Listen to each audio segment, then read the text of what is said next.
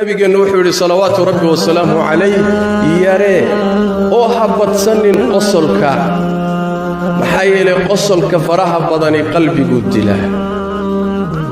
maxaa yeelay qosolka faraha badani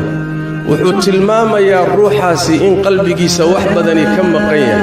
oo qafle iyo halmaan iyo moogaan uu ku sugan yahay ruuxu hadduu qalbigiisa uu ka buuxo geerida iyo cabsideeda qabriga iyo xaaladihiisa qiyaamaha iyo ahwaasheeda rabbigaa baad hor istaagi doontaa siraadkaad mari doontaa janniya naar baa jirta khaatumadaadu maxay noqon doontaa qalbigaaga markay macaanidaasi ka buuxdo beddelka qosolka faraha badan waxaa beddelaya in badan inaad walwasho ood murugto saas daraaddeed baa nabigeennu wuxuu yidhi salawaatu rabbi wasalaamu calayh low taclamuuna maa aclam haddaad ogaan lahaydeen waxaan ogahay jannadiiyo naartii uu ka sheekay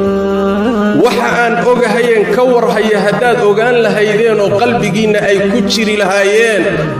in badanna waad ooyi lahaydeen wax yarna waad qosli lahaydeen buu nabigu yidhi salawaatu rabbi wasalaamu calayh laakiin waxaan ogahay baydaan ogayn iska qoslaysaa iska qoslaysaa qosolkaaga faraha badan iyo faraca waxaa loo diidan yahay marar fara badan wuxuu kuu jiidayaa waxaan loo baahnayn marka qosolkaaga yaree qosolka badani qalbiguu dilaa oo macaanida khayrka ayuu ka dilaa ayuu nebigeennu leeyahay salawaatu rabbi wasalaamu calayh in badan cabsi iyo murug iyo walbahaar iyo mustaqbalkaagood ka fikirto ayaa la doonayaa noloshaadiiyo inay qalbigaaga buuxiyaan wax badanna ay ku saameeyaan taasaa nebigeennu salawaatu rabbi wasalaamu calayh uu ka digayaa macnaheedu maaha asalka qosolka lama diidana ibtisaamada lama diidana qosolka asalkiisa maaha waxa laga hadlayo laakiin waa badsashadiisa inuu ruuxu badsado taasaa la diidan yahayoo macnaha khatarta keeni karayse